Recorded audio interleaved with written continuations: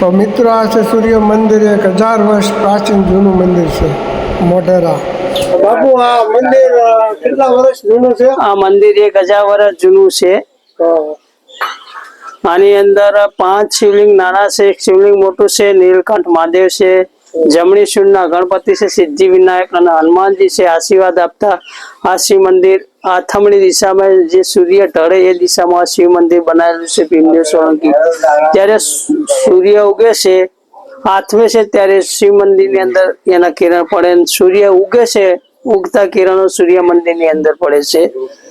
તો અમે જઈ રહ્યા હતા અંબાજીથી બેસરાજી, તો વચ્ચે સૂર્ય મંદિર મોઢેરાનું સ્થાન આવેલું છે, તો જોતા જઈએ.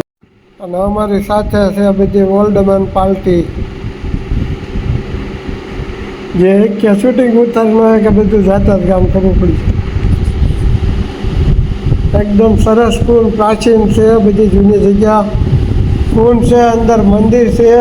તો હવે આપણે મંદિરની અંદર પ્રવેશ કરીએ.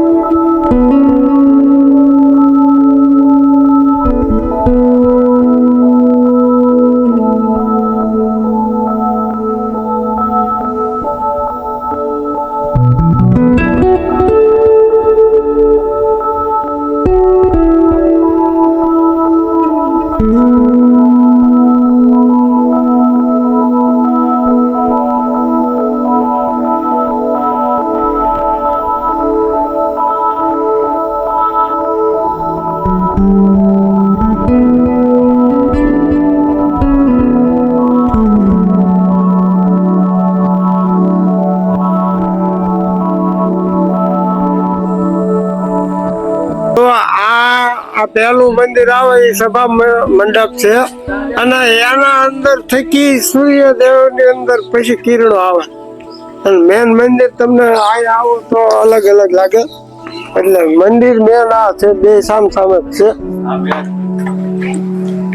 મેન મંદિર આ છે, એ તો સભા મંડપ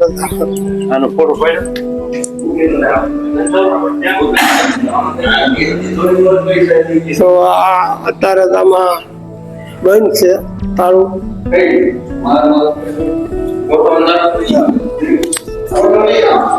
પરિક્રમા કરી લઈએ આપણે.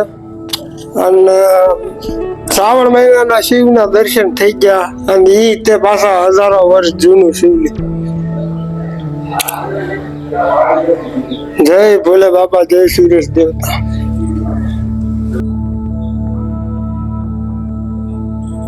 તો હવે આપણે શિવ મંદિરે જઈએ અને બાપુ પાસે ઇતિહાસ જાણીએ અને શિવના દર્શન કરીએ. નીલકંઠ મહાદેવ.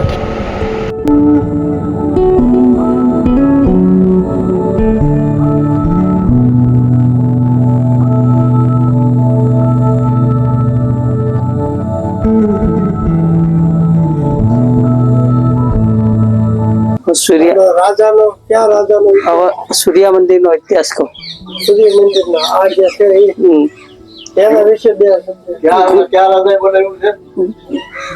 ગુજરાતની રાજધાની પહેલા પાટણ કહેવાતી. પાટણની ગાદી પર જે રાજા ભીમદેવ સોલંકી થઈ ગયા, એમને આ સૂર્ય મંદિર 1026 માં બંધાયું છે.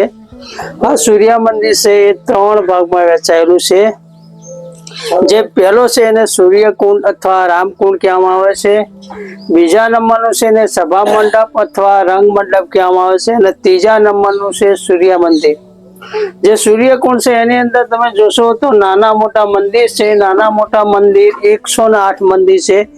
જે આપણે રુદ્રાક્ષની માળા હોય 108, એ રીતે 108 મંદિરની અંદર સ્થાપના કરેલી છે. એની અંદર 4 મોટા મંદિર છે. પેલા ગણપતિ, શીતળા દેવી, વિષ્ણુ ભગવાન, નટરાજ, એમ 4 મોટા મંદિર છે. સૂર્યકુંડ ભીમદેવ સોલંકી માટે બનાવ્યો હતો કે પહેલાના લોકો એટલા ધર્મ પ્રેમી હતા કે પહેલા વાહન સાધનો ન હતા. લોકો દૂર દૂરથી આવતા દર્શને, એટલે સ્નાન કરી પછી મંદિરની અંદર પ્રવેશ કરતા. એ માટે સૂર્યકુંડ બનાવેલો છે.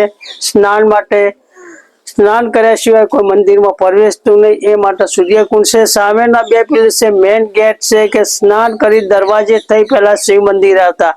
આ શિવ મંદિર પણ 1000 વર્ષ જૂનું છે.